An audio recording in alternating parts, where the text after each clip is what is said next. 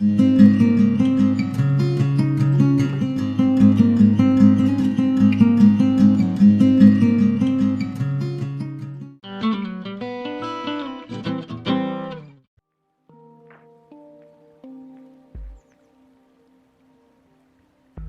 back. In this video, I will be applying encaustic wax to this vase that I've already prepared with the adhesive and mulberry paper. It has completely dried. However, it is cold in the studio today, and as with most substrates, when we work with encaustic, we do need to warm the surface before we get started. This helps the wax to adhere to the surface and creates a stronger bond.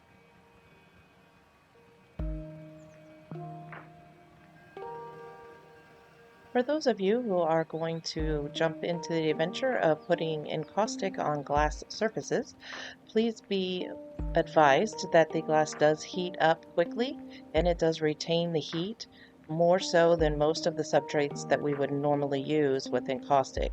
So please be careful and don't burn yourself.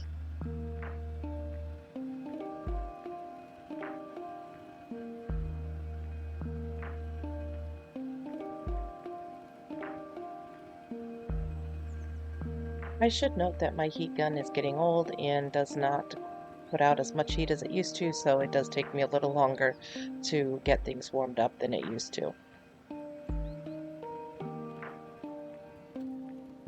I always start my vases with a coat of clear encaustic. I apply it fairly liberally as the surface is rough and not smooth, and it does take a little more medium to fill in all of the spaces and voids that are on the surface with the paper.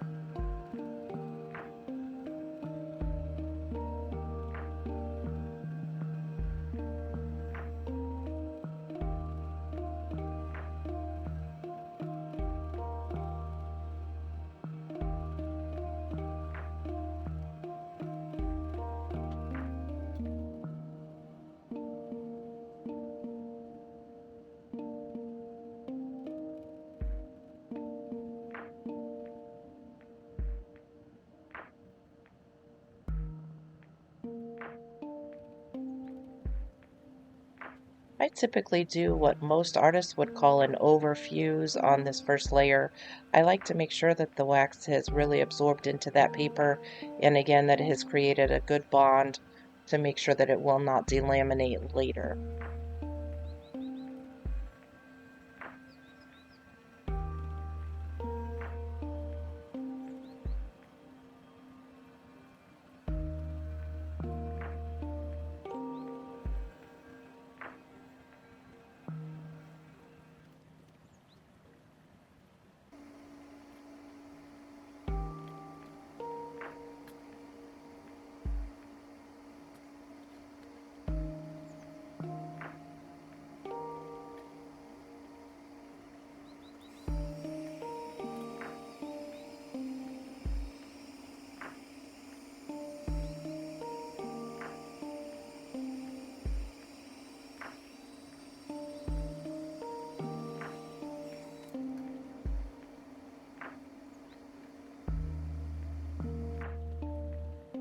So sometimes the wax can get thick in areas or it runs, and if that's not a look that you're wanting, you can just take a tool and scrape some of that excess wax off.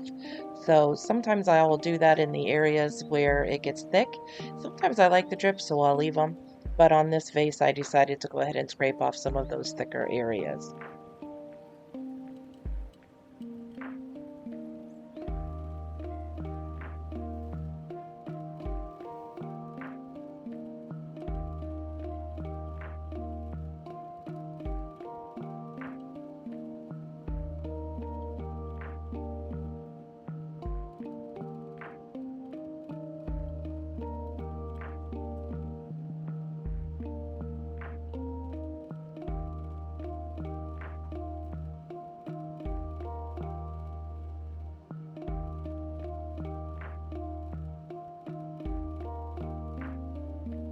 At this point, I started layering on a little bit of my white encaustic paint that I have. I like the effect of the white paint on top of the clear encaustic when it's not a solid coverage. It creates a really neat kind of patina effect or an aged look, and so that's kind of what I was going for here on this one. So I just apply the white encaustic liberally before I give it a light fuse.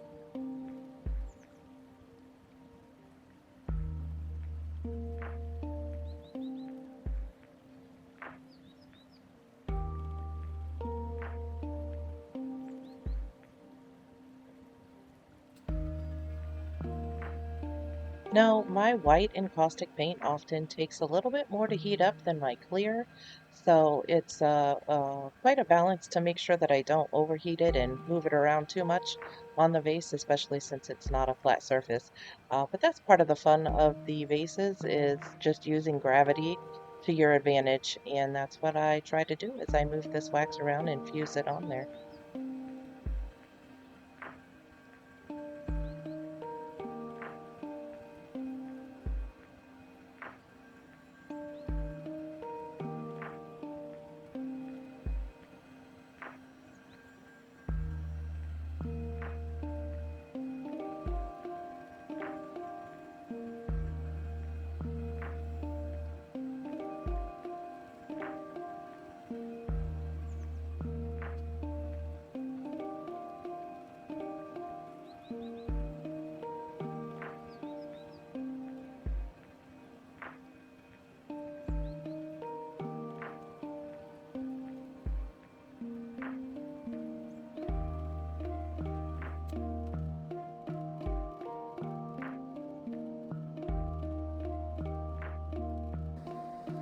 I decided to go ahead and apply the white to the rest of the vase here. I wasn't sure at first if I wanted to do that, but made the decision to go ahead and put the white, put a layer of white on the whole thing.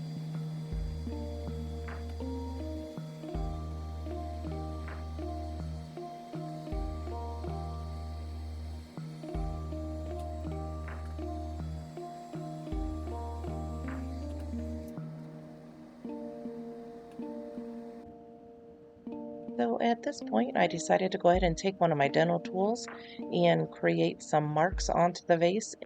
This is called incising, and all of the marks that I make, I will highlight here in a little bit with some oil paint, and it creates a really nice feature onto any piece of art that you're doing with the encaustic wax. That just about wraps up this video. If you'll join me for the next one, I'll show you the next stage of the process where I add some oil paint to this and clean it up and create a really neat contrast look and finish this vase out. So I hope to see you in the next video. If you'd like to leave me a comment or give me a like, that would be great. And as always, click that subscribe button. Thank you.